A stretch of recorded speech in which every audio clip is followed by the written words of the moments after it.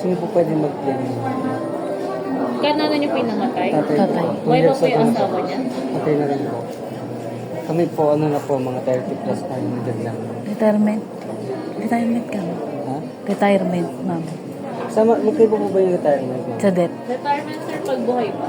Pero pag patay na dito po. Death pay na lang din po yan.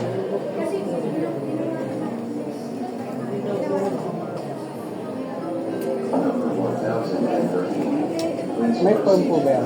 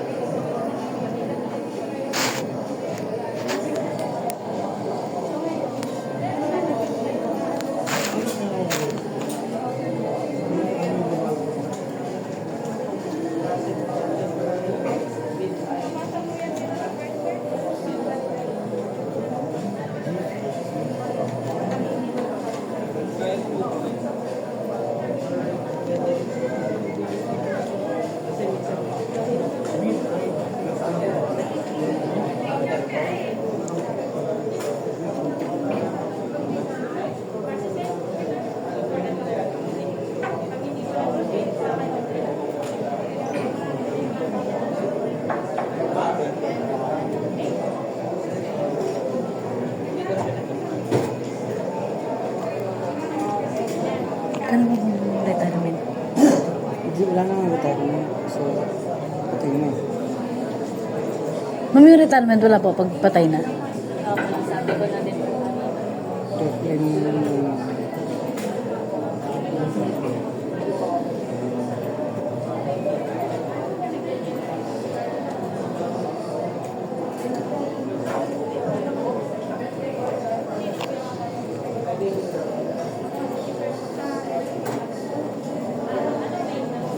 Hanslam, ang tagal.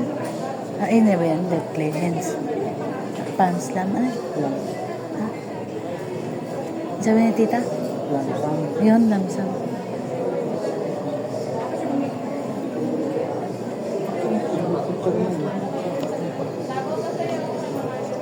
Sino po si Edison?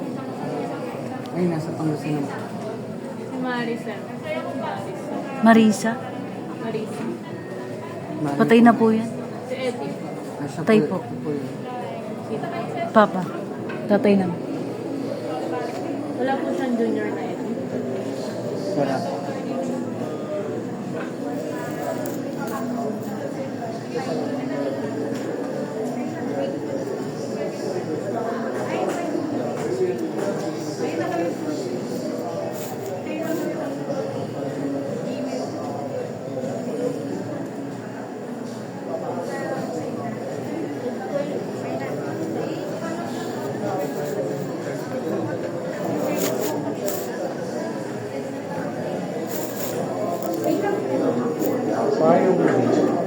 Please proceed to counter 2. Sino po si Martin? Siya po. Number 4032. Please proceed to counter 2. Si Bisa. San? Desa po. Please proceed. Female yan, ma'am. Nakasan ka din. Kaya nga po. Ay, ayusin ba yan? Hindi na yan. Nung nag-ano ko, ma'am, ano yan eh. Burial. Bali yung tatlong nabanggit ko, kayo po yung mga maghahati-hati doon sa claim ng patay.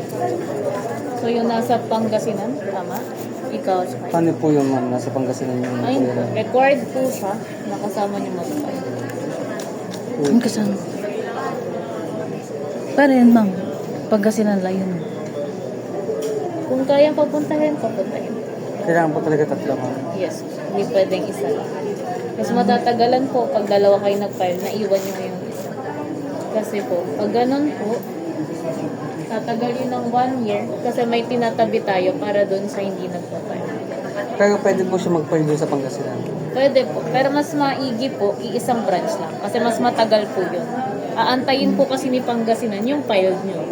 So, tatagal po talaga siya ng 1 year. So, much better po, sama-sama po kayo mag-file sa isang branch. Sige po. Wait lang po yung affidavit of title. Pero kung sabay-sabay naman ito na yun. Hindi, kailangan doon. Kailangan pa po siya. sabay-sabay sa isang branch.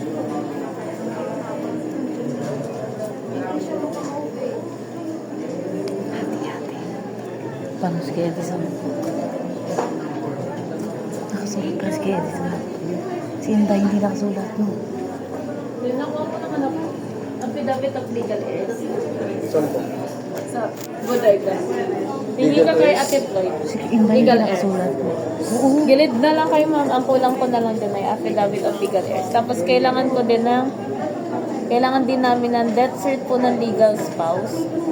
Tsaka yung sinabi niyo po na namatay na kapatid. Death cert din po. Namatay na kapatid. Sino? Sinabi niyo kanina. Mama po yun. Asawa niya po yun, ma'am. Nanay po namin yan. Yung Marisa. Nanay yun. Ang nanay niyo po si Marisa. Ba't nandun kasi sa ano? Ewan ko kay Papa. Si Papa naka ano na. Kaya lang may declared siya dito sir na Eddie po. Hanapin din po kung sino yung Eddie. Kung may junior po ba sa Eddie. Kasi naka-declare siya sa beneficiary. Pero for the meantime po, ito yung requirements. Gawin nyo muna. Saka tayo na-navigate kung ano yung mga gagawin. Pwede po sa bahay ito yan. Pwede po. Pantay na lang po ng isang form. Excel lang.